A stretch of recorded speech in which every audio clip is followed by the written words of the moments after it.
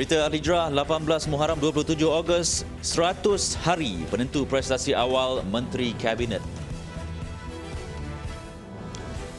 Juga letupan di Kabul, angka korban meningkat.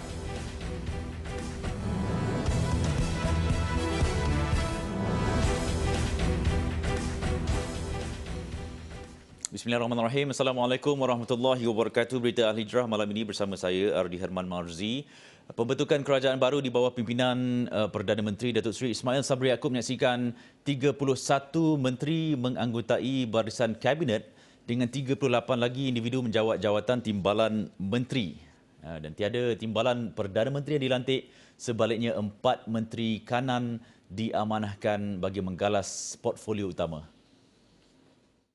Menteri Kanan yang dilantik semula adalah Datuk Seri Muhammad Azmin Ali yang memegang portfolio Menteri Perdagangan Antarabangsa dan Industri, Datuk Seri Fadila Yusof sebagai Menteri Kerja Raya dan Datuk Dr. Razi Jidin sebagai Menteri Pendidikan. Datuk Seri Hishamuddin Hussein pula yang sebelum ini memegang Menteri Kanan Luar Negeri bertukar portfolio sebagai Menteri Kanan Pertahanan. Sementara itu, Senator Tengku Datuk Seri Zafrul Tengku Abdul Aziz kekal menerajui Kementerian Kewangan. Timbalan Tengku Zafrul ialah Ahli Parlimen Paya Besar Muhammad Syahar Abdullah, Timbalan Menteri 1 yang juga kekal seperti sebelum ini. Manakala Timbalan Menteri kedua disandang Ahli Parlimen Sipitang Yamani Hafiz. Ahli Dewan Negara Senator Idris Ahmad dilantik sebagai Menteri di Jabatan Perdana Menteri Hal Ehwal Agama menggantikan Senator Datuk Dr. Zulkifli Muhammad Al-Bakri. Manakala jawatan timbalan Menteri di Jabatan Perdana Menteri Hal Ehwal Agama kekal disandang oleh Ahli Parlimen Pengkalan Cepa Datuk Ahmad Marzuq Syari. Senator Idris Ahmad ketika dihubungi Berita Al-Hijrah bersyukur atas pelantikan tersebut dan akan menggalas tanggungjawab dengan baik. Idris yang juga naib Presiden PAS dilantik sebagai Ahli Dewan Negara oleh Yang di-Pertuan Agong bagi tempoh 2020 hingga 2023. Beliau antara wajah baharu yang menganggotai Kabinet selain Ahli Parlimen Tambun Datuk Seri Ahmad Faizal Azumu yang menerajui Kementerian Belia dan Sukan.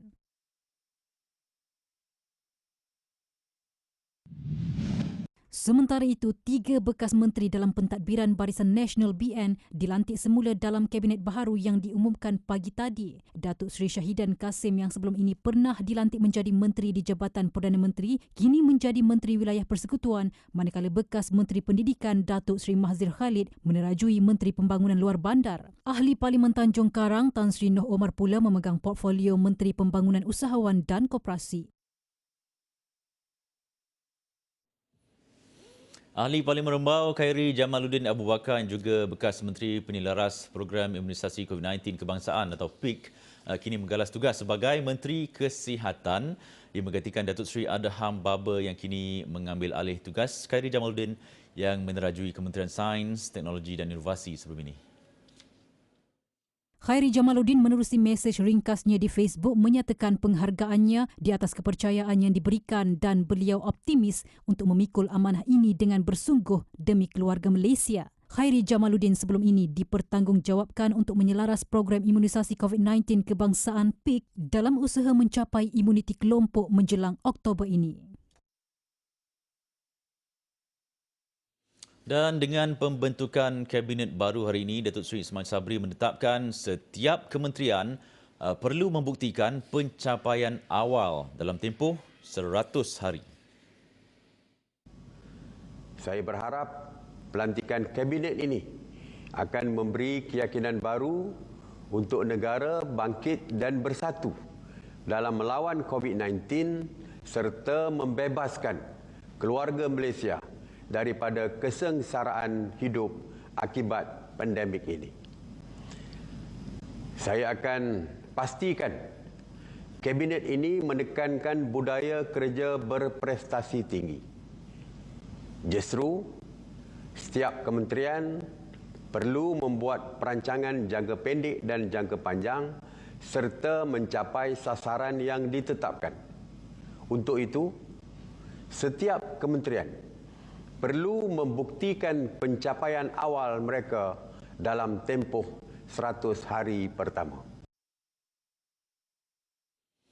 Perdana Menteri dalam pada itu optimis pembentukan kerajaan baru akan mengutamakan keselamatan keluarga Malaysia selain usaha memulihkan ekonomi negara yang terkesan akibat pandemik COVID-19. Bagi mendepani cabaran semasa, Kabinet ini perlu berorientasikan hasil yang berlandaskan kepada 3 prinsip, iaitu peka dengan keperluan semasa, bertanggungjawab dan amanah, dan mengembalikan semula keyakinan rakyat. Barisan Kabinet ini dipilih daripada kombinasi mereka yang berpengalaman, diyakini mampu membantu negara memulihkan ekonomi dengan menyokong usahawan, memudah cara perniagaan dan merancangkan semula aktiviti ekonomi serta meningkatkan keyakinan pelabur. Kerajaan dalam masa sama akan memperkasa agenda Nasional Malaysia Sihat dalam mendidik keluarga Malaysia untuk hidup bersama virus ini. Kejayaan agenda itu bergantung terhadap komitmen barisan Kabinet dengan kerjasama rentas parti bagi memacu pemulihan ekonomi demi kesejahteraan rakyat. Tidak kurang juga wajah lama yang dikekalkan untuk memegang portfolio sama. Penganalisis politik Profesor Madya Dr. Siva Murugan Pandian berpandangan pengekalan jawatan itu secara dasarnya bertujuan untuk meneruskan kesinambungan pentadbiran sebelum ini yang fokus kepada pemulihan ekonomi negara serta kesihatan rakyat. Saya percaya pasukan ini walaupun besar sebagaimana sebilangannya telah pun dikekalkan daripada Kabinet lepas, barangkali pengalaman itulah yang mahu digunakan oleh Datuk Seri Ismail Sabri untuk memudahkan beliau menyegerakan hasil capaian pelan pemulihan negara. Walaupun begitu, sudah pasti Kabinet ini akan terus diperhatikan, terus diteliti dan juga dihalusi kerana apa saja yang cuba disampaikan oleh Kabinet ini akan menjadi tumpuan ramai. Bermakna inilah pasukan yang sepatutnya menggalas tanggungjawab untuk membolehkan hal hewal dasar polisi kerajaan dapat dicapai dengan sebaik mungkin. Sementara itu, Geostrategis Azmi Hassan berkata sasaran pencapaian 100 hari yang ditetapkan boleh menjadi kayu ukur terhadap prestasi kementerian masing-masing. Dalam masa sama akan dinilai oleh rakyat. Dan bila prestasi itu akan dinilai, setiap menteri seharusnya melalui kementerian masing-masing mengeluarkan petunjuk prestasinya ataupun KPI. Apa yang hendak dicapai, bagaimana yang hendak dicapai, apakah pandangan visi menteri tersebut supaya mudah yang di belakang itu dalam kementerian itu membuat kerja. Dan sesungguhnya kita menanti apakah visi, objektif dan strategi setiap menteri yang dilantik ini.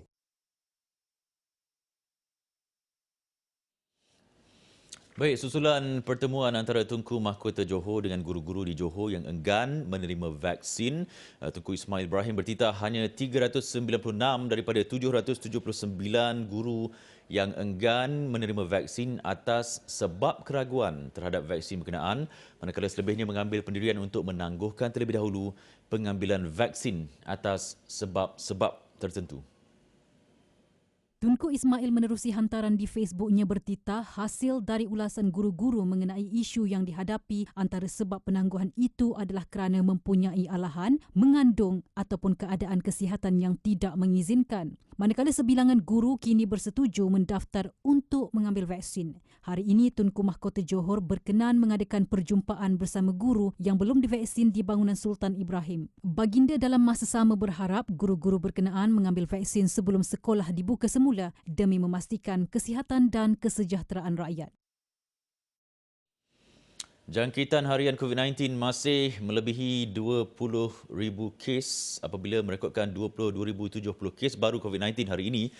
Ketua Pengarah Kesihatan Tan Sri Dr. Nur Hisham Abdullah berkata pertambahan kes positif yang direkodkan sehingga Jumaat menjadikan jumlah keseluruhan jangkitan setakat ini meningkat kepada 1,662,913 dan Sabah merekodkan 3,010 kes, negeri kedua tertinggi selepas Selangor yang mencatatkan 5,920 kes. Ia diikuti Sarawak 2,224 kes dan Kedah 2,072 kes. Dalam pada itu, Tan Sri Dr. Nur Hisham turut memaklumkan sebanyak 339 kes kematian baru akibat jangkitan virus itu, menjadikan jumlah kumulatifnya meningkat kepada 15,600 550 kematian. Selepas ini krisis Afghanistan, Taliban mohon bantuan Turki.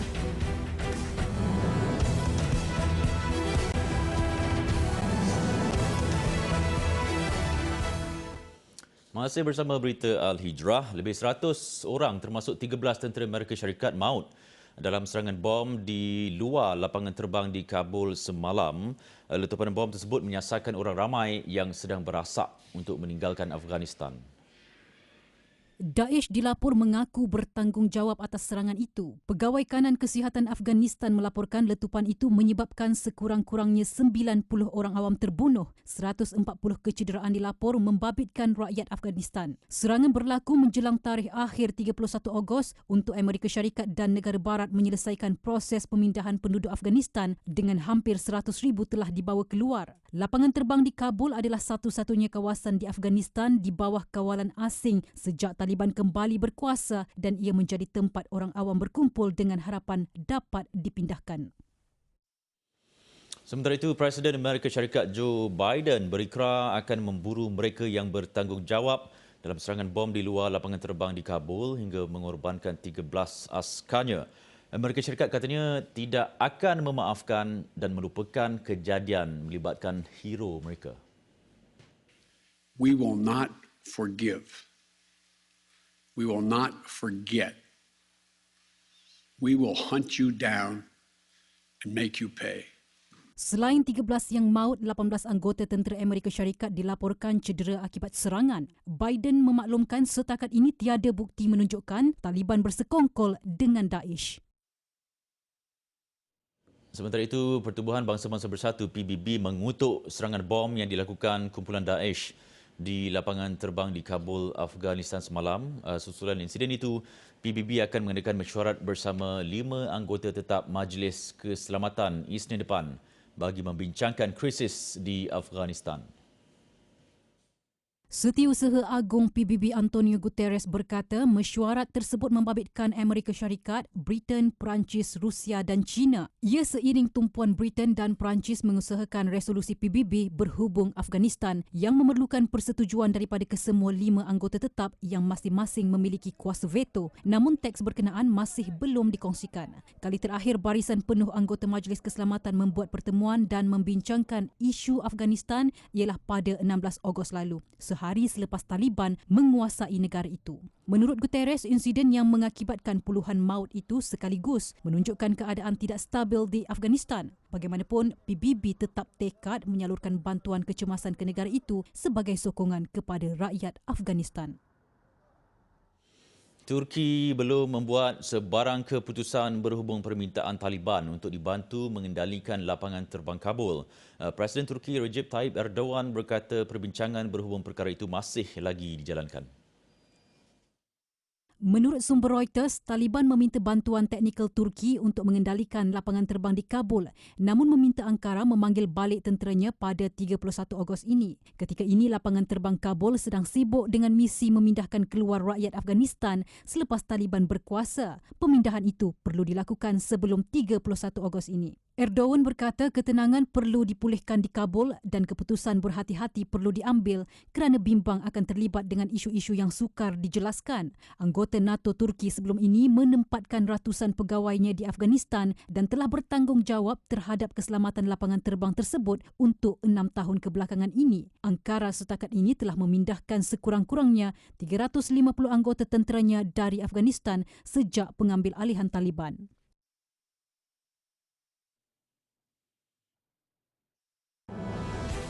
Guru sejarah miliki lebih 100 koleksi kemerdekaan.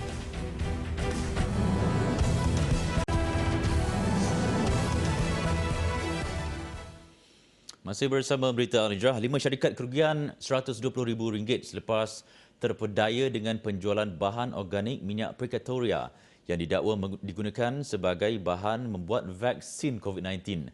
Kegiatan penipuan atas talian itu dikesan hasil daripada aduan yang diterima daripada mangsa.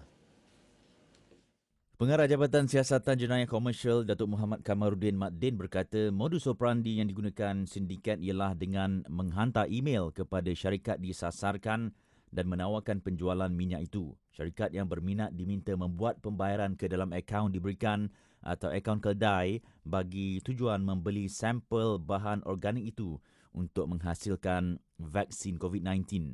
Bagaimanapun, selepas membuat pembayaran, mangsa tidak menerima sebarang sampel yang dijanjikan, malah sindiket juga gagal dihubungi. Polis dalam masa sama tidak menolak kemungkinan terdapat pihak yang mengambil kesempatan terhadap situasi COVID-19 ketika ini dan mana-mana pihak yang ingin terlibat dalam kajian terhadap pembangunan vaksin hendaklah merujuk kepada agensi kerajaan berkaitan sebelum membuat keputusan.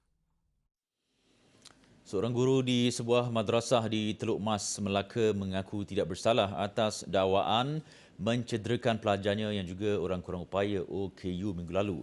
Pengakuan itu dibuat Muhammad Haslam Abdul Salam, 32 tahun, selepas pertuduhan terhadapnya dibacakan di Mahkamah Session Aikroh hari ini. Mengikut kertas pertuduhan, Muhammad Haslam dituduh memukul di badan, tangan dan kaki Muhammad Saufi Razali, 21 tahun, dengan penyapu sehingga mendatangkan kecederaan. Kesalahan itu dilakukan di Taman Gadung Bahagia, Pulau Gadung, Melaka pada jam 7 pagi 22 Ogos lalu. Justru bapa tiga anak itu didakwa mengikut Seksyen 326-A Kanun Keseksaan yang boleh dipenjara 20 tahun, sebat dan denda jika sabit kesalahan. Terdahulu, pendakwaan yang dikendalikan Timbalan Pendakwa Raya NC Vasyanggari mencadangkan jaminan RM8,000, manakala tertuduh yang diwakili peguam Syekh Ihzan Syekh Saleh bagaimanapun merayu jumlah berkenaan dikurangkan dengan alasan anak guamnya merupakan penanggung utama keluarga. Hakim Nariman kemudian membenarkan tertuduh diikat jamin RM5,000 serta syarat tambahan tidak mengganggu mangsa yang juga saksi pendakwaan. Mahkamah turut menetapkan 27 September depan sebagai tarikh sebutan semula kes dan serahan dokumen.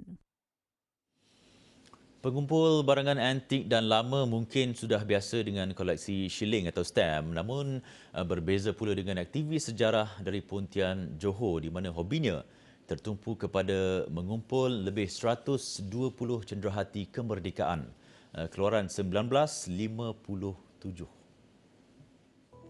Pesara Guru Bahasa Melayu dan Sejarah yang mesra disapa Cikgu Jamal ini mula mengumpul koleksi cenderahati kemerdekaan negara sejak berusia 16 tahun, iaitu sekitar tahun 1980-an.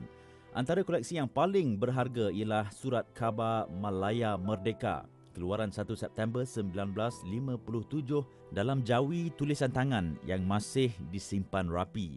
Koleksi gelas Lambang Merdeka tahun 1957, keluaran pelbagai syarikat minuman dan pinggan hiasan yang mempunyai gambar bapa kemerdekaan Tunku Abdul Rahman Putra Al-Haj juga antara yang menarik perhatian. Malah koleksi kecil seperti kotak mancis, kotak rokok, buku tulis, pensel, rantai kunci, sampul surat, stamp, penanda buku dan pin bertemakan Merdeka menjadi harta kesayangan Cikgu Jamal. Koleksi Merdeka ni saya ada lebih kurang 120 item dan kebanyakan ni memang boleh dianggap rare lah sebab dia tertera 31 Ogos 1957. Jadi souvenir ni untuk hari pertama kemerdekaan tu. Jadi kebanyakan item saya ni saya dapati dari koleksi yang saya beli. Ada yang daripada keluarga, ada juga sumbangan kawan-kawan dan ada juga yang saya cari sendiri di rumah-rumah orang. Kebanyakannya rumah orang-orang lama lah. Dan hasil yang kalau kita tengok hari ini, inilah hasil yang saya ada. Dan ada beberapa barang yang memang merupakan barang yang saya pelihara lah dengan rapi sebab susah didapati.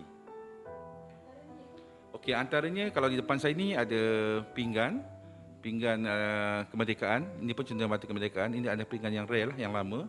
Kemudian pinggan yang ada gambar Tengku Abdul Rahman ni.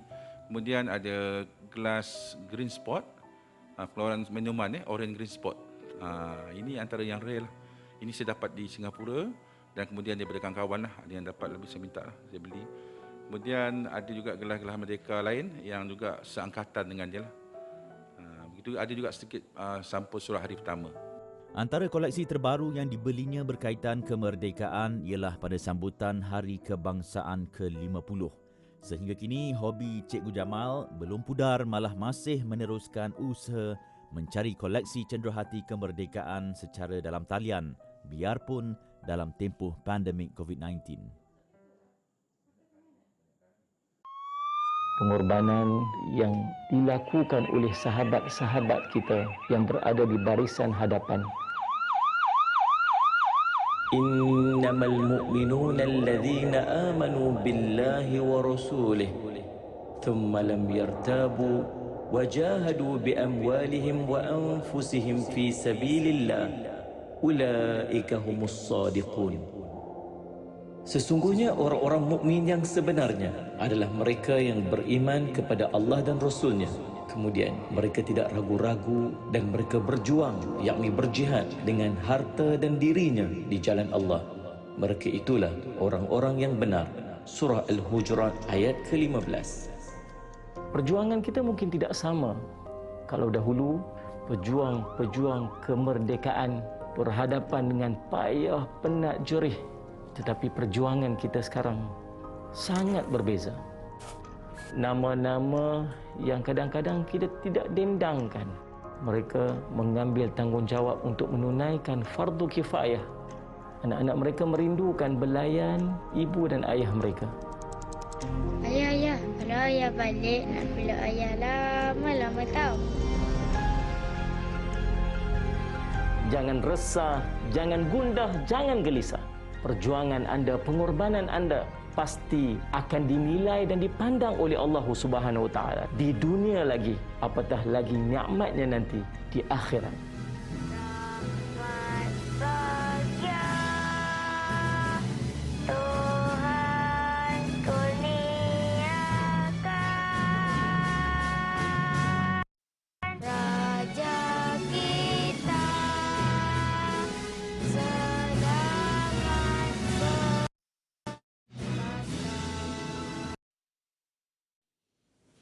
Baik, 15,000 keluarga dan balu veteran Angkatan Tentera Malaysia ATM di seluruh negara bakal menerima sumbangan bekalan makanan menerusi inisiatif Gerobok Rezeki Veteran ATM.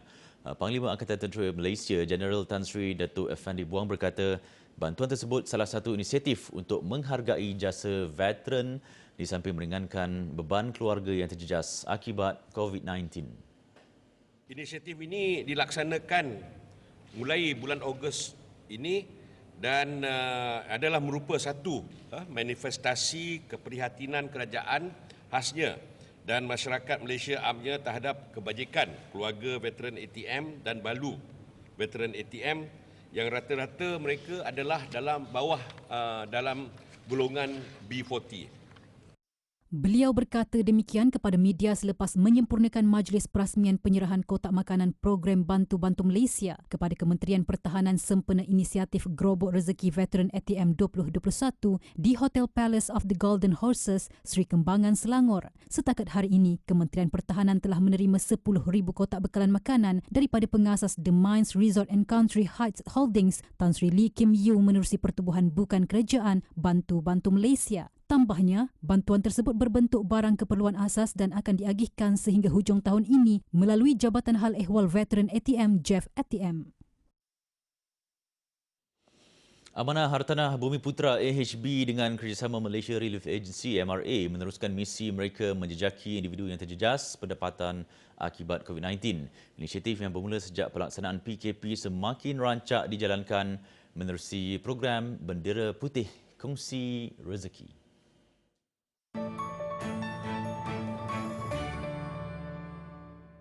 Salah seorang penerima bantuan ialah sebuah keluarga di Pangsapuri Siantan yang mengalami kesempitan hidup selepas ketua keluarga hilang sumber pendapatan sejak PKP. Isteri pula hanya berkhidmat sebagai suri rumah sepenuh masa selain terpaksa menanggung 6 orang anak berusia antara 14 bulan hingga 14 tahun. Prihatin terhadap nasib yang menimpa keluarga ini, AHB Kongsi Rezeki menghulurkan bantuan keperluan asas bagi memenuhi keperluan harian mereka. Menurut Eksekutif Projek Nur Maizura Maizan, menerusi program amal ini, keluarga yang terputus bekalan makanan dan tiada sumber keuangan akibat pandemik COVID-19 akan dibantu sehingga mereka dapat menyara semula kehidupan masing-masing. Laporan itu tadi mengakhiri berita Al-Hijrah malam ini. Saya Ardi Herman. Kita jumpa lagi. Assalamualaikum warahmatullahi wabarakatuh dan selamat malam.